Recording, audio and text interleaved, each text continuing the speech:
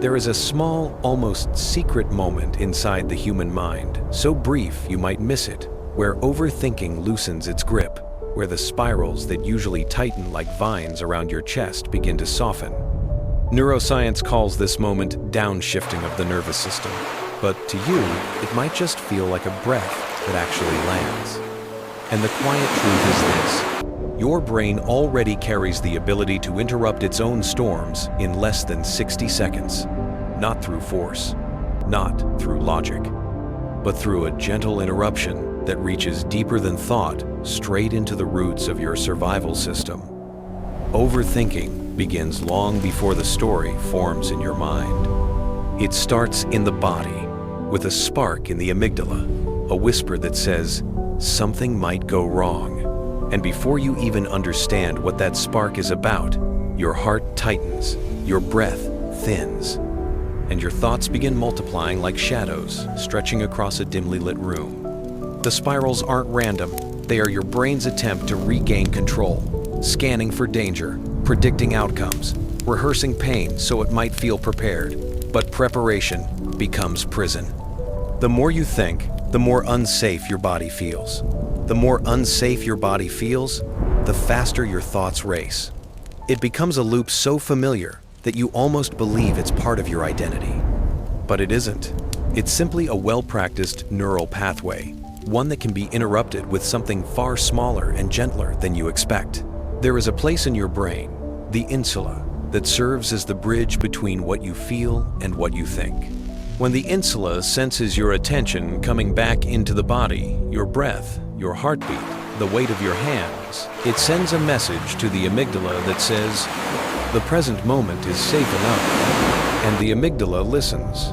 Your entire nervous system recalibrates from the inside out. This is the reason the 60-second trick works. It doesn't silence your thoughts by force. It soothes the alarm beneath them. Imagine the mind as a frightened child tugging at your sleeve, convinced something terrible is about to happen.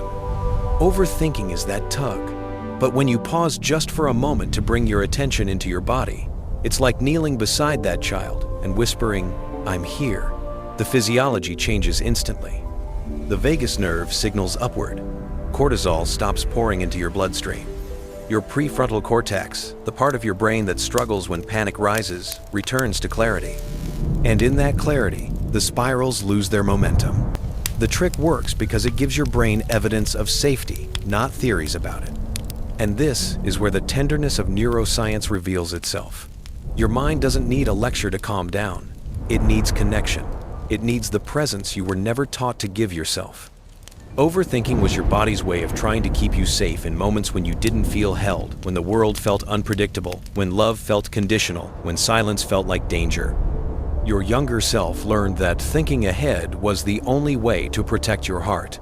And so you carried that habit into adulthood, believing it was necessary. But survival strategies are not meant to become lifelong companions. They are meant to be thanked and then gently released. The 60-second trick works because it speaks to the parts of you that language cannot reach. It interrupts the old survival code written in your nervous system. It reminds your brain that the danger it remembers is not happening now, that the past does not need to echo into every present moment. And yet, we resist this simplicity. We search for complex solutions, forgetting that the body heals through sensation, not thought. Overthinking is not cured by more thinking. It is eased by returning to the one place your fear doesn't expect you to go, your own body. For 1 minute, just one, you shift the spotlight of awareness from the storm of your thoughts to the anchor of your physical presence. And in that shift, something ancient inside you relaxes. Something that has been waiting years for your attention. Something that whispers, you don't have to run anymore. The beauty of this practice is not in its efficiency, but in its intimacy. It teaches you to meet yourself in real time, to offer your nervous system what it has longed for, a sense of being accompanied. The spirals slow because they are no longer spinning in isolation. The fear quiets because it is no longer unnoticed, and the mind softens because you finally stop abandoning yourself in moments of overwhelm. The 60-second trick is not a hack, it is a return. A homecoming to the body that has held every story you've survived. And once you feel this shift, even once, something in you learns that calm is not an accident, but a skill. A skill you can practice. A skill you can return to. A skill that lives inside you, even on the days when your thoughts feel louder than your breath. Because the truth is, your mind never wanted to hurt you. It just never learned how to rest. And in this single minute of presence, a new pattern begins, one where your thoughts no longer dictate your safety, where your body no longer braces for storms that aren't coming, and where the nervous system that once lived in survival learns to trust the quiet again, learns to open again, learns to believe that peace is something you can access, not earn. And as this trust deepens, you begin to sense a subtle but profound shift inside you, a widening, a softening, a moment where the noise finally parts enough for you to feel the truth beneath it, the truth that you are no longer living in the danger your brain once remembered.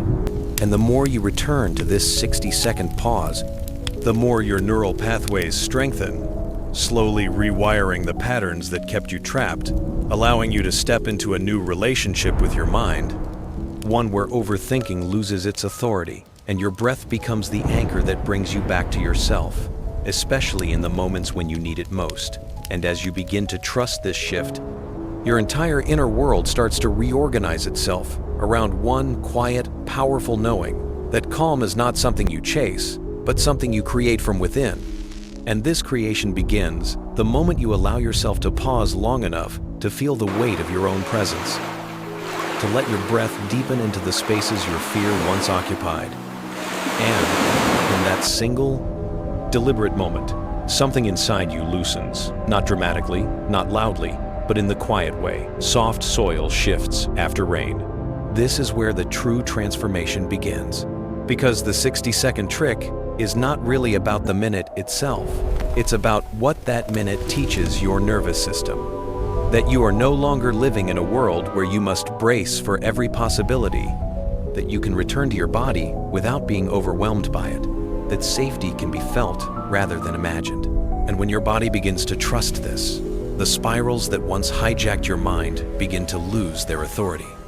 The amygdala, once a frantic guardian, learns to look toward the prefrontal cortex for guidance again. Your breath becomes a signal, not a struggle. And for the first time, you feel the difference between a mind racing for survival and a mind resting in presence. This is the emotional release, the moment your system realizes it no longer has to outrun shadows that do not belong to the present moment.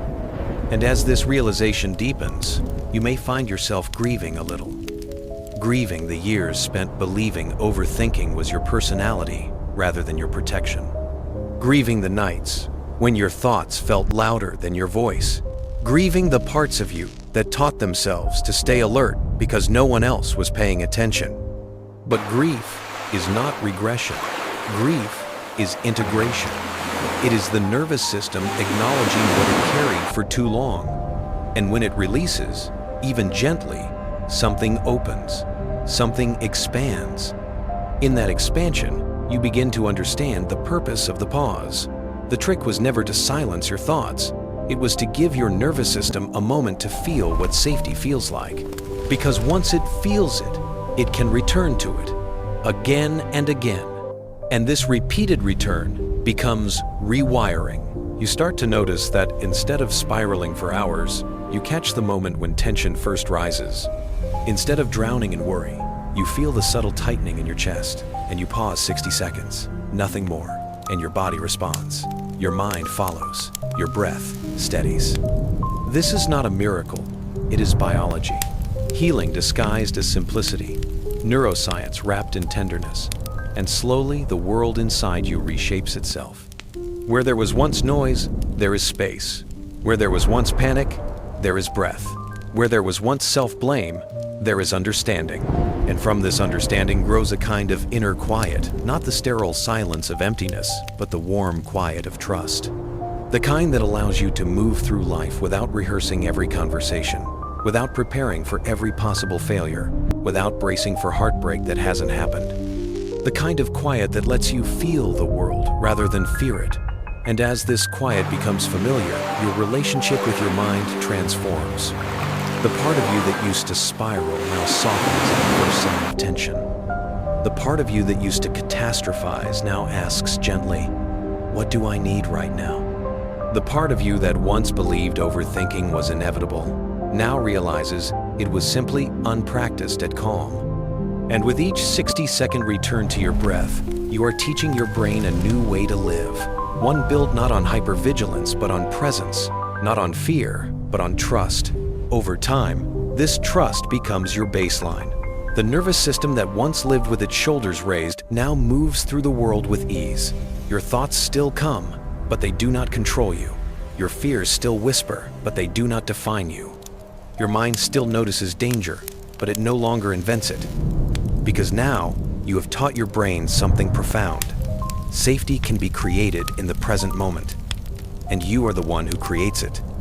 So when overthinking tries to rise again, and it will, because old patterns are persistent, you will meet it differently. Not with panic, not with shame, but with presence.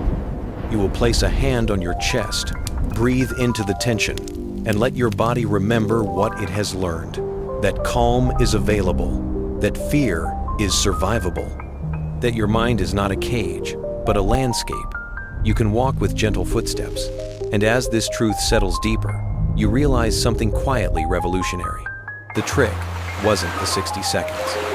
The trick was discovering that peace has lived inside you all along, waiting for the moment you finally paused long enough to feel it.